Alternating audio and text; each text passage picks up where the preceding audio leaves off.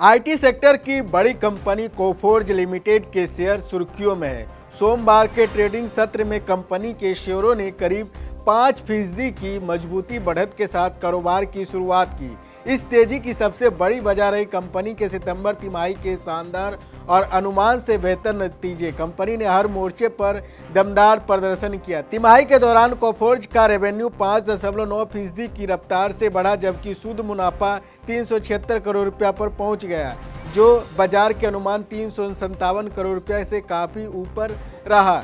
विदेशी मुद्रा में हुए लाभ से भी कंपनी को निचली रेखा को मजबूती दी। सबसे खास बात यह है कि कंपनी का ऑपरेटिंग मार्जिन बढ़कर 14% तक पहुंच गया, जो विश्लेषकों के 13.7% के अनुमान से बेहतर है। यह सुधार बताता है कि कंपनी ने अपने खर्चों को बखूबी नियंत्रित किया और संचालन स्तर पर इफिशियंसी बढ़ाई। कोफोर्ज ने इस तिमाही में $514 मिलियन के नए ऑर्डर हासिल किए, जिससे उसकी कुल ऑर्डर अब तक $1.63 अरब के ऐतिहासिक स्तर पर पहुंच गई है। यह ऑर्डर बुक कंपनी के आने वाले तिमाहियों के लिए मजबूत आधार तैयार करती है और भविष्य के रेवेन्यू की संभावनाओं को भी उजागर करती है। कंपनी मैनेजमेंट का कहना है कि मौजूदा डील पाइपलाइन काफ़ी मजबूत है और वित्तीय वर्ष की दूसरी तिमाही में विकास की रफ्तार और तेज होने की उम्मीद है। खासकर चौथी तिमाही कंपनी के लिए बेहद मजबूत रहने की संभावना जताई गई। हालांकि कोफोर्ज फिलहाल ऊंचे मुनाफे से ज़्यादा ध्यान टिकाऊ विकास पर दे रही है। कंपनी का लक्ष्य पूरे वित्त वर्ष में 14% का एबिटा मार्जिन बनाए रखना है। निवेशकों के लिए कंपनी ने एक और तोहफा भी दिया है। बोर्ड ने ₹4 प्रति शेयर के अंतरिम डिविडेंड की सिफारिश भी की है, जिसका रिकॉर्ड डेट 31 अक्टूबर 2025 तय किया गया।